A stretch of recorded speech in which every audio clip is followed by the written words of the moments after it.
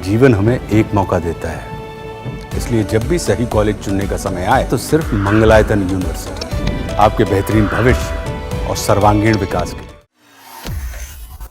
कांग्रेस नेता सुरेंद्र राजपूत ने ईरान से 110 भारतीयों की सुरक्षित वापसी पर प्रतिक्रिया देते हुए कहा कि युद्धग्रस्त क्षेत्र से निकलने वाले छात्रों को वहां से राहत की खबर है।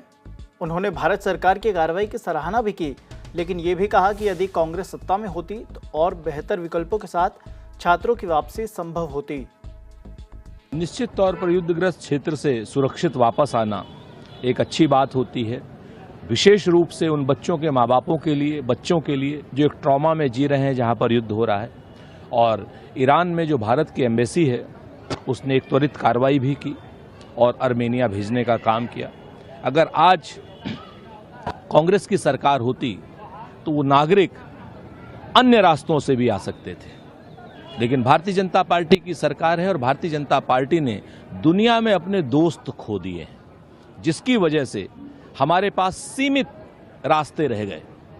भारत की सरकार को चाहिए कि अपने खोए हुए दोस्तों को वापस ले ताकि आपात के समय पर सब काम आ सके। देखिए, बहुत स्पष्ट है, कल जिस तरीके से विदेश मंत्रालय ने भारत सरकार की तरफ से और नरेंद्र मोदी जी की तरफ से बात की कि उन्होंने डोनाल्ड ट्रंप को साफ साफ मोदी जी ने 35 मिनट की बातचीत में कहा कि नहीं कोई मध्यस्थ नहीं था, उसके बाद फिर से डोनाल्ड ट्रंप का ये कहना कि उन्होंने युद्ध रुकवाया, ये कहीं ना कहीं प्रधानमंत्री श्री नरेंद्र मोदी जी को उस वक्तव्य की बेइज्जती है जो उन्होंने सुबह विक्रम मिस्री से कहलवाया है।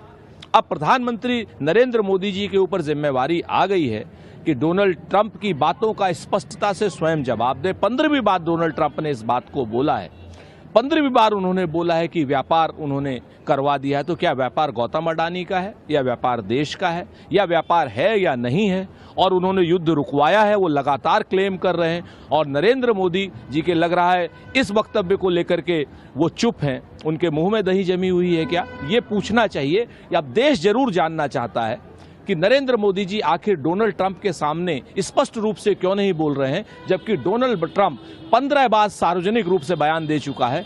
एक बार नरेंद्र मोदी जी सार्वजनिक रूप से बयान दे करके इस विवाद को खत्म करें। ये देश की कूटनीति के लिए बहुत बड़े आघात की तरीके से, देश की विदेश नीति के लिए बहुत बड़े आघात के तरीके से है। और नरेंद्र मोदी जी, आप एक व्यक्ति नहीं, हमारे देश के सर्वशक्तिमान प्रधानमंत्री हैं। बेइज्जती आपकी नहीं है, देश के प्रधानमंत्री की है। आपको बोलना होगा, आपको सच बोलना होगा, आपको डोनाल्ड ट्रंप को स्नब करना होगा, आपको कहना होगा कि डोनाल्ड ट्रंप तुम थेथराई कर रहे हो।